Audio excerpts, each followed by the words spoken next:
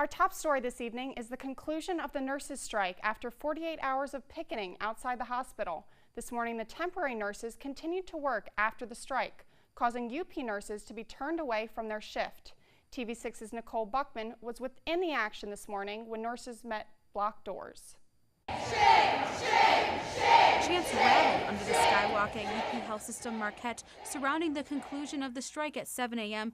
as nurses who were scheduled to work today tried to get in the hospital through the Nellberg building doors but found them locked. The hospital released a statement yesterday clarifying UPHS Marquette has been made aware of rumors regarding a lockout at the hospital. This is inaccurate. A lockout is a situation that occurs when an employer takes a preemptive action to prevent employees from working. We retained qualified replacement nurses during the MNA's declared 2-day stoppage. A minimum commitment of 5 days is required to secure this level of nursing coverage, which means we expect to be fully staffed with replacement nurses through Monday, October 9th. After these dates, our regular nursing staff will be back to work as usual. After finding the doors closed, the nurses marched down to their staff council office for a press conference where the bargaining team addressed their fellow union members. We were prepared to go back to work, and we were not allowed to.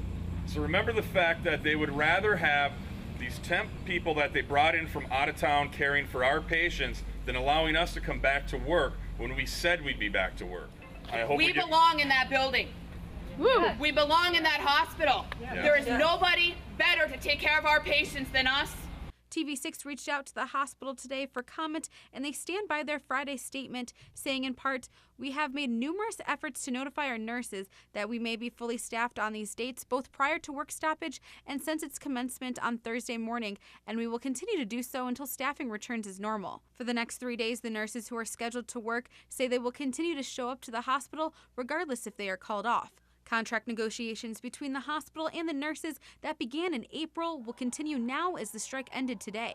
The nurses say they are pushing for safer staffing ratios and a workplace that will attract and retain staff in the future. The next negotiation meetings have not yet been set. In Marquette, Nicole Buckman, TV6 News.